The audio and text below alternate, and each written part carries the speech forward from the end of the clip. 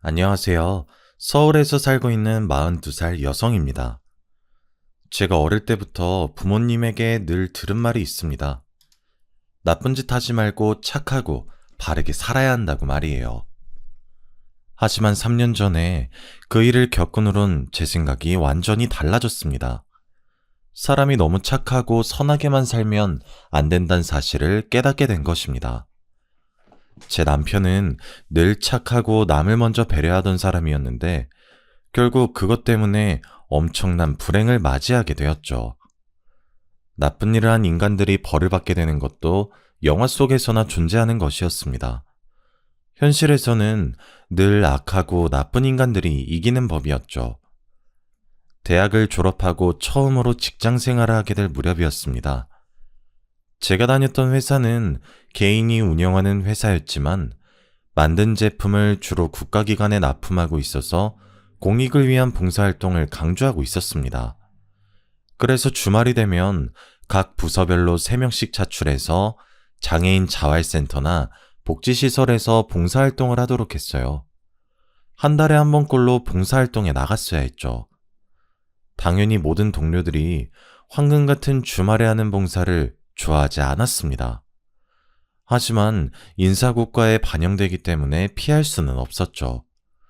그런데 유독 한 사람만 봉사활동을 즐기면서 하고 있었습니다. 바로 제 남편이었습니다. 제 남편은 같은 회사에서 근무하고 있었지만 부서가 달라서 회사에서는 마주칠 일이 없었습니다. 그런데 봉사활동을 나갈 때마다 제 남편을 만날 수 있었죠. 제 남편은 다른 직원들보다 열심히 봉사활동을 했습니다. 봉사하다가 남편과 친해져서 같이 다니다 보니 남편이 다른 사람들이 하기 싫어하는 일만 골라서 한다는 사실을 알아냈습니다. 화장실 청소나 이불 세탁처럼 더럽고 힘든 일을 자처해서 처리했는데요. 그 덕분에 주말마다 저희들은 편하게 봉사활동을 할 수 있었죠. 어느 날 봉사를 마치고 같은 부서의 언니와 카페를 가게 되었습니다. 그런데 언니가 남편에 대해 이런 말을 하더군요. 자재과 김대리 말이야. 자진해서 매주 봉사활동에 나가고 있는 거래. 뭐? 진짜로요? 어떻게 매주 봉사활동 나갈 수 있지? 난 한 달에 한 번도 나가기 싫어 죽을 지경인데. 글쎄, 아마 봉사활동 열심히 해서 인사고과에서 좋은 점수 받으려고 하는 거 아닐까? 언니는 남편이 매주 봉사활동을 하고 있는 이유가 승진 때문이라고 했어요. 저도 남편이 빠른 승진을 노리고 있는 거라고 생각했는데 나중에 그게 아니라는 걸 알게 되었죠. 남편을 볼 때마다 도움이 필요한 사람들을 위해 사는 사람 같다는 느낌을 받았거든요. 저는 그냥 시간만 때우려고 봉사를 대충 하고 있었어요. 손은 움직이고 있었지만 눈은 항상 시계에 가 있었죠. 왜 이렇게 시간이 안 가나 불만스러운 생각뿐이었습니다. 빨리 마치고 친구들을 만나서 영화도 보고 술도 한잔하면서 주중에 쌓인 스트레스를 풀고 싶었거든요. 그런데 봉사할 때마다 시간이 너무 느리게 가서 짜증이 밀려왔습니다. 봉사시설에서 일을 할 때마다 저도 모르게 한숨이 나오곤 했습니다. 그러다가 어느 날은 두꺼운 이불을 전부 다 걷어서 빨아야 한다는 거 있죠. 그날 하필이면 저와 남편 둘이서만 봉사를 하러 나와 있었습니다. 게다가 주말이라 장애인 시설 관계자도 달랑 한 명밖에 없었는데요. 그 관계자분도 처리할 업무가 있어서 도와주지 못한다면서 미안해 하더라고요. 아니, 선생님도 도와주지 못하신다고요? 산더미 같은 이불 빨래를 둘이서 어떻게 해요? 다른 일도 많은데. 그냥 웃으면서 해요. 어차피 해야 되는 일이잖아요. 네? 민준 씨는 이게 아무렇지도 않아요? 민준 씨가 다 할 것도 아닌데 이런 건 못하겠다고 항의해야죠. 저는 그냥 하자고 말리는 남편이 짜증났지만 남편은 불평하지 않고 빨래를 시작했습니다. 그러면서 제게 이런 말을 해주더라고요. 언젠간 다른 사람의 도움을 받아야 할 수도 있잖아요. 지혜 씨 많이 힘들면 이불 옮기는 것만 도와주세요. 민준 씨, 아니에요. 저도 도울게요. 이것부터 옮길까요? 남편이 하는 말에 큰 감동을 받아서 남편이 다르게 보이더군요. 그때부터 남편과 함께 봉사하면서 많이 배우게 되었습니다. 저도 모르게 남편을 좋아하게 돼서 그럴까요? 이상하게 주말마다 하는 봉사가 지루하지 않고 재밌어졌습니다. 그래서 저도 남편처럼 매주 봉사활동을 시작하게 되었죠.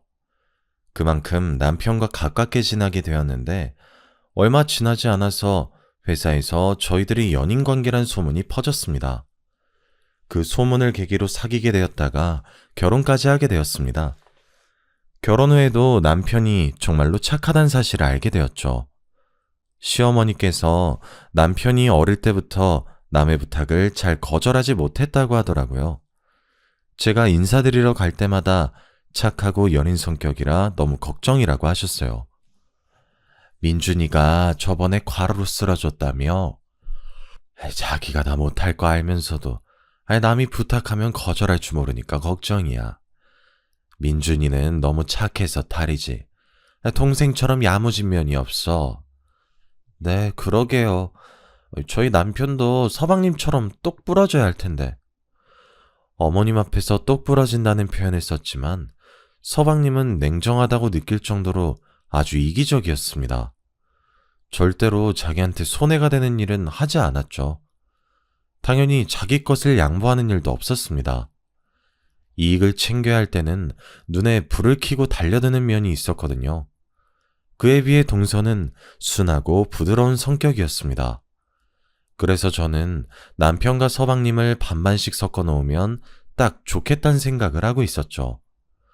결혼 전에는 남편이 어려운 사람들을 돕는 일에 적극적이란 사실을 알고 있었습니다. 그걸로 싸우게 될 줄은 몰랐는데 결혼하고 나서 보니 남편의 오지랖이 단점으로 보이더군요. 남편은 자선단체에 과하다 싶을 정도로 기부를 하고 있었습니다. 매일 여러 단체에 기부하느라 수십만 원은 기본으로 쓰고 있었는데요. 그 사실을 알게 되자마자 기부를 조금만 줄이자고 했습니다. 하지만 남편이 절대 안 된다고 하더군요. 여기서 더 줄이라고? 절대 안 돼. 당신이랑 결혼한다고 많이 줄인 거야. 더 이상 줄일 수 없어. 여보, 우리가 잘 버는 것도 아니고 이렇게 많이 기부하면 어떡해? 우리 이세 생각해서 조금만 하자. 시댁에서도 이 이야기로 싸우기 시작하자 서방님이 나서서 바보 같은 짓 좀 그만하라고 하더군요. 아직도 그걸로 싸우고 있는 거야? 민준아, 네가 아무리 주머니 털어봐야 엄발의 오줌 누기야. 걔네들이 행복해지거나 출세하는 것도 아니니까 괜히 쓸데없는 짓 하지 말고 형수님이나 잘 챙겨. 곧 애도 생길 텐데 네 가정에 집중해야지. 그래, 네 말도 맞아. 앞으로는 내가 알아서 조절할 테니까 걱정하지 마. 남편이 서방님 말에 불편해하면서도 저한테처럼 반박하지 않더라고요. 중학생 때부터 동생이랑 안 맞는 것 같다고 하더니 아무래도 동생이랑은 사이가 가깝지 않은 것 같았습니다. 서방님 앞에서 말은 이렇게 하고 기부금을 줄이진 않았죠. 그러다 2년 뒤에 딸을 낳게 되었습니다. 확실히 자식이 생기니 남편도 달라졌습니다. 기부금을 줄이고 그 돈으로 새로운 통장을 하나 만들더군요. 제가 무슨 통장을 만드는 거냐고 물어보니 남편이 웃으면서 이야기해 주었습니다. 이 통장은 우리 하늘이 위한 거야. 기부금 좀 줄이고 우리 하늘이 초등학교 졸업할 때까지 대학 등록금 좀 모아보려고.